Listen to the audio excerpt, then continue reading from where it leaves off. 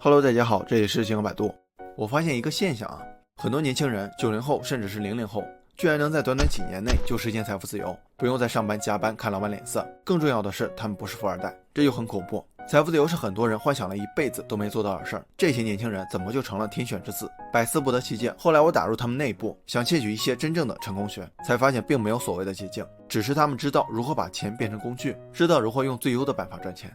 这里不得不提到财富自由，你可能会说，财富自由不就是有很多钱吗？也对啊，但不完全对。李笑来老师对财富自由的定义是，一个人再也不用为了满足生活必须而出售自己的时间了。也就是说，财富自由不是钱的自由，而是时间的自由。这也是为什么有些人把时间看得重于一切，恨不得去厕所还带着秒表。因为时间是每个人都相同的，无法凭空创造的最稀缺的资源，每个人都在用最公平的最稀缺的时间来换取金钱。怎样把投转比做到最高，就要看各自的能力了。今天我们聊聊赚钱的4层境界，几乎每一层都和时间有关，而且90%的人仍然停留在第一层。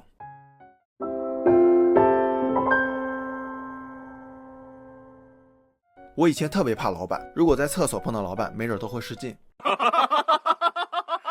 很多人觉得是老板养自己，是自己的衣食父母，所以唯命是从。但也有一些人，他们敢给老板提意见，敢表达自己的看法，甚至敢和老板吵架，因为他们知道工作是一个价值交换的过程，自己出售的是时间和能力，公司支付等价的薪水。这跟你去菜市场买菜一个道理，一手交钱一手交货，双方各取所需，彼此合作，而不是你把我当佣人，我还把你当爸爸。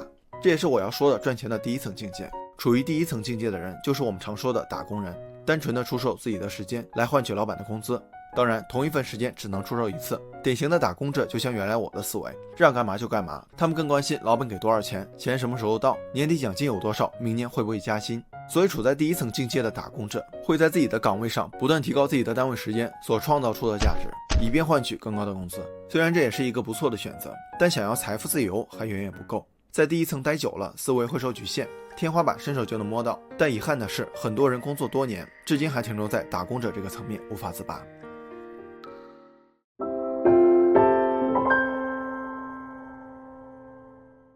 如果说有什么比薪水对于上班族更重要，那一定是能力。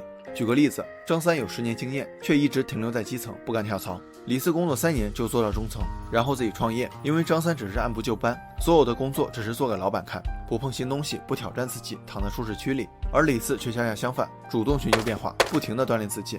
张三觉得李四傻，同样李四也觉得张三傻。究竟是谁傻呢？我们来看一下。李四其实在给老板打工的同时，也在为自己打工，也就是他的时间出售了2次。第一次卖给老板获得薪水，第二次卖给自己获得成长。成长者更看重的是个人能力的增长，给老板打工只是顺带的事儿。这其实也是一种投资思维，薪水是短期收益，成长是长期收益。或者我们用巴菲特最喜欢的复利来解释，复利的本质是做事情 A 会导致结果 B， 而结果 B 又会反过来加强 A， 不断循环。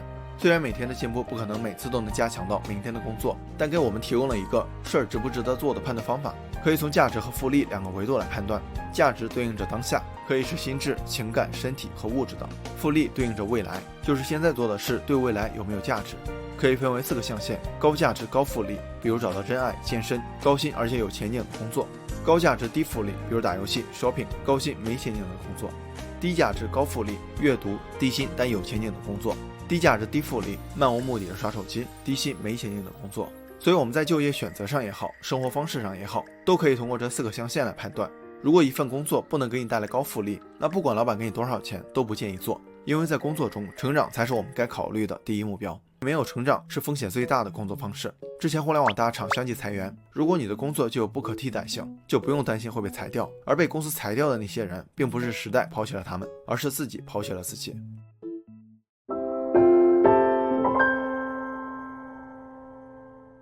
第一层时间卖了1次，第二层时间卖了2次，第3层境界你是不是已经猜到了？就是把时间多次售卖。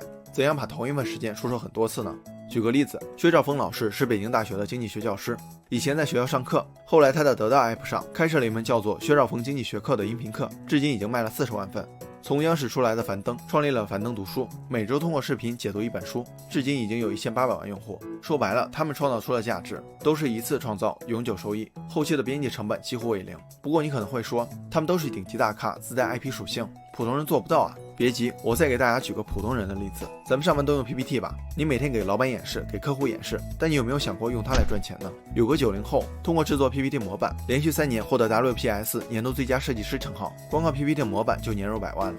后来他又开了一门 PPT 课程，教别人怎么成为 PPT 大师，现在他已经年入1000万了。这就是把同一份时间出卖很多次的例子。有人说30岁以后应该把更多的时间用在追求税后收入，这就是典型的例子。只要创造完成，即使是躺着睡觉也能把钱挣了，是不是有点蠢蠢欲动？那咱们该怎么做才能躺着赚钱呢？首先，我们得成为一名成长者，不断积累自己的能力。另外，你可以提供某种价值，这个价值不是劳动力，不是有形的商品，而是边际成本为0的产品。最后，你这个价值是别人需要的，找到他们，就会有源源不断的税后收入了。最重要的是，这个时候你的时间是不受局限的。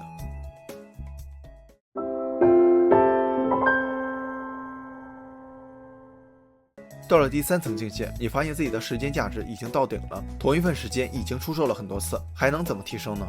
这也就是赚钱的第4层境界，用钱买别人的时间，创造价值，然后再卖出去。其实就是咱们常说的万有的资本家。有2种典型的人群，老板和投资人。老板是买第1层境界的人的时间，创造产品或者服务，然后再卖出去。而投资人更牛，买的是老板的时间。所以说到底还是时间的买卖，只是到了第4层境界，时间是别人的。所以我们会发现，他们请助理、请司机、请保姆，看上去是享受生活，但更重要的原因是他们时间成本很高。同样的时间，他们更愿意创造更多的价值。直白点说啊，更愿意多割点咱们韭菜的钱。这个境界的人，考虑问题是从时间角度来考虑的，而不是从钱的角度。任何消耗时间的事情，他们都更愿意用钱来交换，所以他们雇了我们这些打工人。但像前面说的，虽然他们有钱有能力，咱们也没必要觉得低人一等。给他们打工就是价值交换的过程，如果他们提供的平台不在第1象限，就不用听他们满嘴跑火车，尽早改换跑道。最后还要说一点，从第1层境界到第4层境界要经过很长的时间去积累，坚持到了拐点之后才会爆发出效果。胡伟伟做了10年的汽车记者才创办了摩拜，六神磊磊在新华社做了8年记者才踏入自媒体行业，Papi酱在网上发布了几千条视频才开始火起来。所以坚持做对的事情，而且一直坚持下去，得不到任何反馈是因为还没有到达拐点，这个时候只能笃信自己。在商业上有一个著名的3级火箭战略，这是从火箭的设计原理借鉴过来的。火箭是靠自己把自己给推起来的。第1级搭建高频头部流量，第2级沉淀用户的商业场景，第3级完成商业闭环。可能会有点懵啊，举个例子，360的第1级火箭是免费杀毒工具，第2级火箭是从免费杀毒工具变为安全网络平台，第3级火箭是在线广告、游戏、互联网和增值业务的商业布局。其实赚钱的4层境界也符合3级火箭的原理，从打工者到成长者，再到 IP 者，最后到资本家，都是一级一级自己把自己给推起来的。所以不要仅停留在赚钱上，把目标放长远，放在创造价值上，因为赚钱是结果而不是目的。现在在哪一级不重要，重要的是你有没有在推自己，行远自饵，踔厉奋发。好了，本期视频就到这儿了，感谢您耐心观看。如果您喜欢星河的内容，还望订阅关注，分享给更多的朋友。一个人能走多远，要看他与谁同行。关注星河百度，咱们每周聊点有温度的成长内容。下期视频不见不散。